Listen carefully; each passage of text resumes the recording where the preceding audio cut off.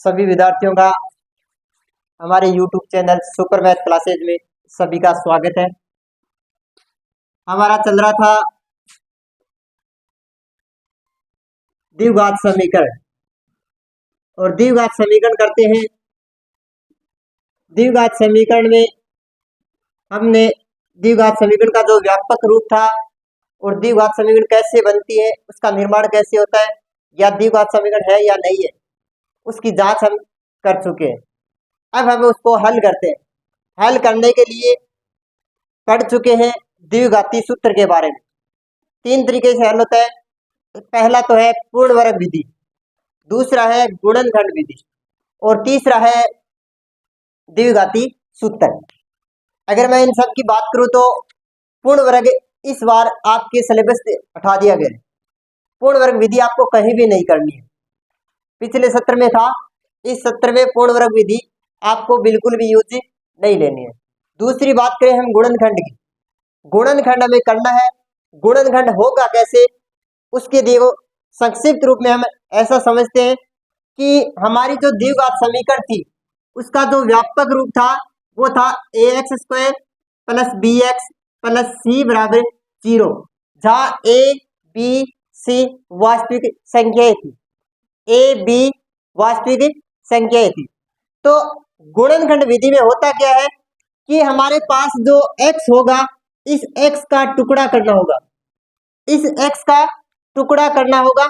और टुकड़े के लिए क्या खास बात थी, इसके लिए ये थी कि x के टुकड़े करो, x के टुकड़े करो। और टुकड़े इस प्रकार होने चाहिए कि a और c को गुणा कराना, कि इस टुकड़े को इस प्रकार से करो कि a और c को गुणा कराने पर वही टुकड़ा गुणा कराए तो ac का मान आ जाए। अगर वापिस जोड़े या घटाए तो वापिस वो x का टुकड़ा प्राप्त हो जाए। क्या था गुणनखंड, कैसे था गुणनखंड में ये था बीच का जो x है उसके टुकड़े करने हैं, बीच के पद के टुकड़े करने।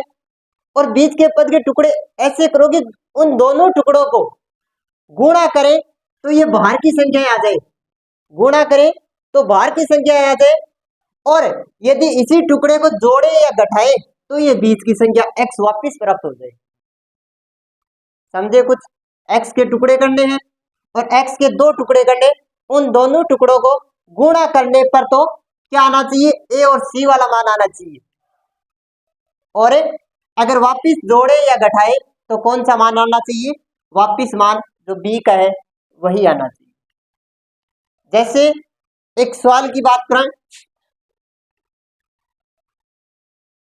एक्स स्क्वायर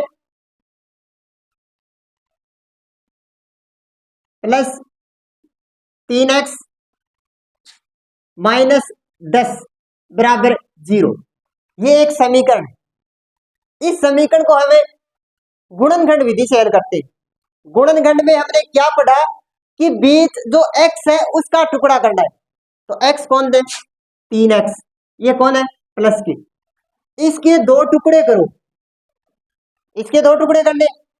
2 टुकड़े कैसे करने, देखो बाहर की संख्या गुणा कराई, यहाँ 1 था, यहाँ 10 है, 1 को 10 से किया, क्या आया, क्या आया 10 एक्स स्क्वायर, साथ में भी 10 एक्स स्क्वायर। लेकिन ये प्लस ये माइनस, क्या है माइनस। यानी इस 3 के ऐसे 2 टुकड़े करो कि गुणा करने पर तो ये आ जाए माइनस 10 एक्स स्क्वायर, और वापिस यदि जोड़ो या घटाओ तो क्या आ जाए, 3 आ जाए। तो इस 3 के 2 टुकड़े सोचो। अब हमें गुणा करने पर क्या आना चाहिए, माइनस, जोड़ने घटाने पर क्या आना चाहिए, प्लस।